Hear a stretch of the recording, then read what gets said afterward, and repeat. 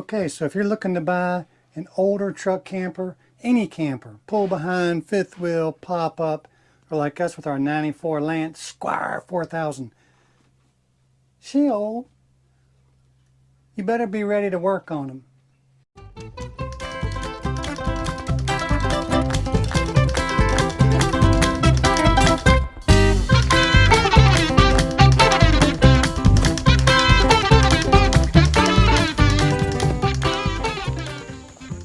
It's hoedown. Wait, what? Where?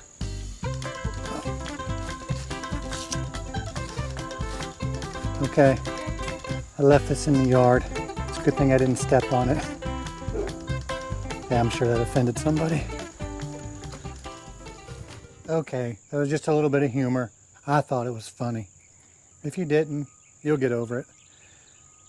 So, my last video with the camper jack extensions, you were exactly right. You know who you are. One person said, dude, they're too long, too wide. When you close your jacks, they're going to hit the side of the truck. Nah. Yep, exactly that. You're exactly right. It only did it on one side. Paul, your camper's on the truck crooked. Yeah, that's what I thought.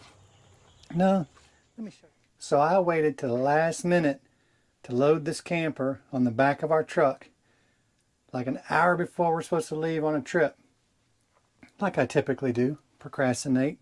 So I get the camper on the truck, close the jack, one side goes, the other side hits the side of the truck.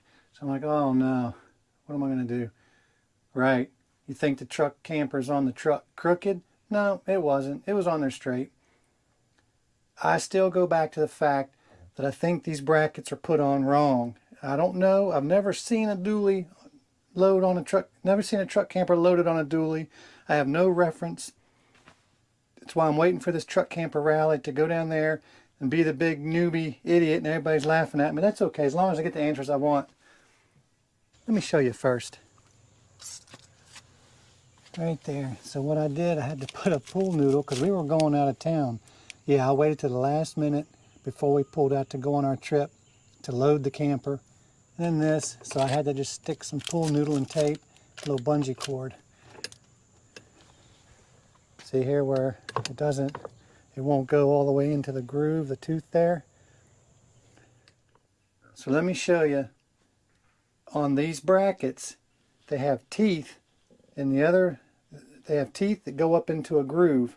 So when you lift them up and you rotate them in and out, swing them in and out, and when they lock in the teeth, they're secure. Well, the one side locks in, the other side won't lock in, it won't swing enough. It's always been an issue, so I don't know what's going on with that bracket. But yes, it hit the side of the truck, so last minute I had to put a pool noodle on the bracket so it would not scratch up the truck, and a bungee cord to keep it from swinging back out. Now I probably could have left them out and drove down the road like that. It would look weird. You'd probably get a lot of people making comments about that, but I didn't. I got them in, but I don't think it's right. So we're just going to leave it like it is for now because it does travel fine, and we'll just leave the camper on the truck probably until the end of our travels in February. I mean, we leave out of here in January. Going to travel. I don't know where we're going now, but we'll go somewhere. So what else have we done? I've been working on the refrigerator gas issue. The igniter does good. I think I got to clean it. So I'm going to go out there and I'm going to clean that off. Oh yeah, let me take it down here under the table. I got this piece matching the floor. No, pay no attention to the dirt in the floor. We use the camper. That right there, got that matching. Woohoo! Alright, we're out here trying to figure out why the fridge will not fire up on propane. You can hear it clicking, but I'd say it's been neglected for quite a while. The wasps haven't neglected it. This is the first I've opened it since we've had it. Our Squire 4000. Okay, I removed this cover, and I don't know who built this, what kind of mess this is. Anybody know what kind of critter would have done this? There's tunnels in it. That all the little condos in there. Everybody's got their space. Okay, the burner and everything looks good. Got my little ignite, my electrode. Flame should come out there. Let's get my pilot light maybe. Well, I'm gonna have to fire it up. I'm gonna clean up in here first. Then we'll fire it up on propane and see what happens down here, because I can hear it clicking. We'll see. Hopefully it'll be an easy fix.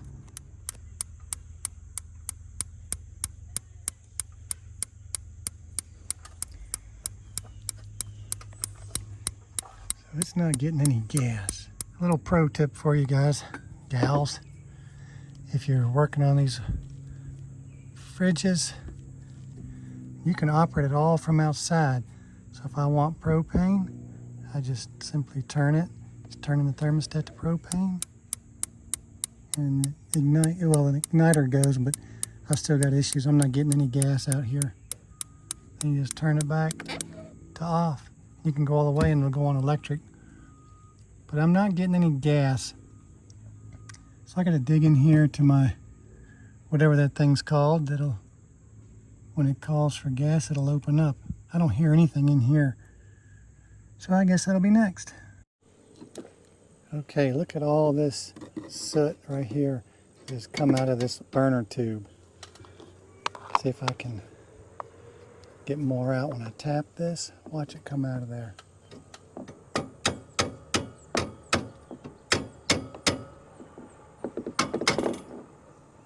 So I gotta get this whole piece out, clean out that tube, because I'm getting ignition off of my igniter.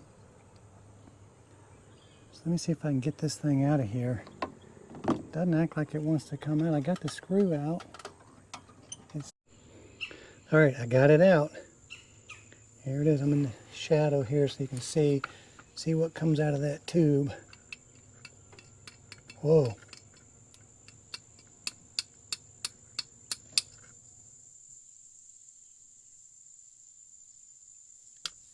And there was that much, if not more, that came out in the heater there. So that's probably why it's not igniting. Let's see what happens when I blow into it.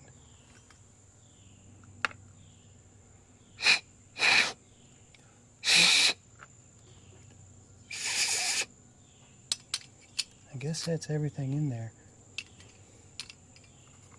Let me get you guys situated here. Just gonna try to scuff him up a little bit here, clean any soot off of the igniter. The igniter seemed to be doing pretty good, but since I can get to it,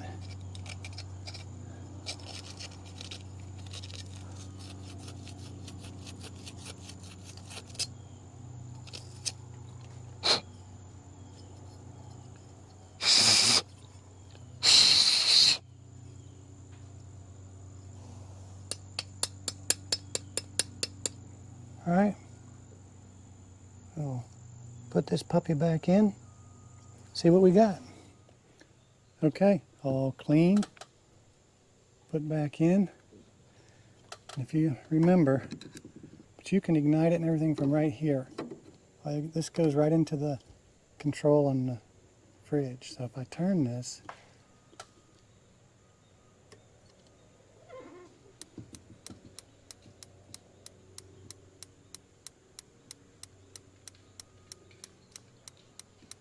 still nothing.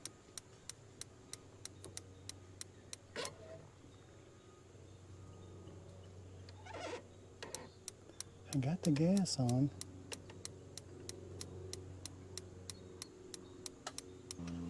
Maybe I'll go inside and make sure I'm getting gas into the appliances in the stove. Make sure there's no air in the line or something crazy like that.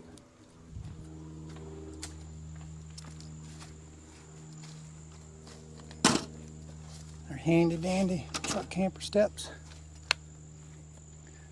Hey, they work.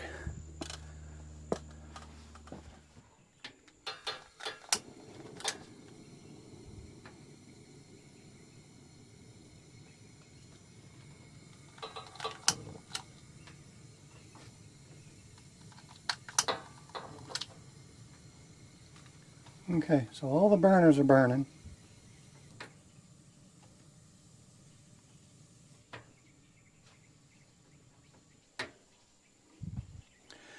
And they do burn at different levels. From what I've learned is this one here is the main burner. Its dial marks are in red. So that's the main, that's a hot burner. That's the one if you're boiling, you want something really hot. That's kind of medium and low. That's what I've learned. I don't know if that's accurate. You let me know. So I've got gas flow.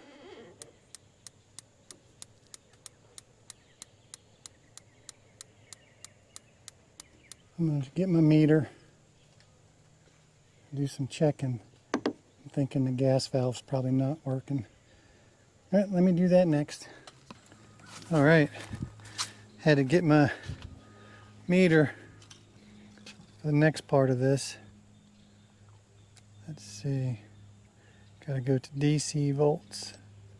Oh, I think I was already on it. Here we go, DC. We're gonna check a few things.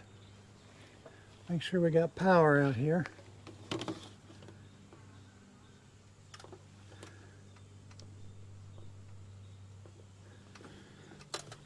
I don't have a camera up here in this compartment, but get my old spectacles on here because my vision is old. I'm not old, my vision is though.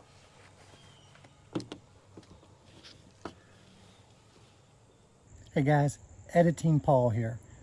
What I realized while editing this video is I failed to tell you the results from my diagnostic meter test. Now, from my voltage check. Anyway, I put the meter on the back of the fridge, a couple locations. Not getting any 12 volt power back there, so that's why I'm not hearing the gas valve open. I'm hoping that's all. I think these older fridges weren't designed back then with the RV tech in mind as far as easy access to anything. So I'm going to have to do some digging, and once I figure it out, I'll let y'all know. So anybody can do this. If I'm doing it, anybody can do it. I know just enough to fix my own stuff. The fridge, cannot get it to work on propane. I've done all the diagnostic I know how to do. I've never worked on one this old. It's a 2510 model. That's not the year. Of course it's not the year. Duh. It's a 2510 model. They're discontinued. They've been discontinued for a long time. Most of the time what they do is they'll make a run on refrigerator freezers while the RVs are in production. A couple of years, then when floor plans change and designs change, oh, out with the old, in with the new. Yeah, the new is supposed to be better. They're no better. It's all junk. So this fridge works on 110 power, but I cannot get it to work on propane. I can't even find where there's a circuit board or a motherboard on this thing. There's like a thermal disc on the chimneys of most of them. This one doesn't even have that. It's just straight wired in. I can't find a thermal fuse. I still got to do some more digging. There might be one in there somewhere because those are really popular safety measure. I don't know how far back they started using those. I keep looking at the fridge like something's going to happen. Anyway, so when you go looking and you're shopping, like with this, I knew it worked on electric. I never asked about propane. That's on me. At the time, I didn't care. I thought, okay, it's working on electric. We'll get her home. We'll figure it out. And we'll fix it. No, now looking back, hindsight, I wish that I'd have determined if it worked on propane or not.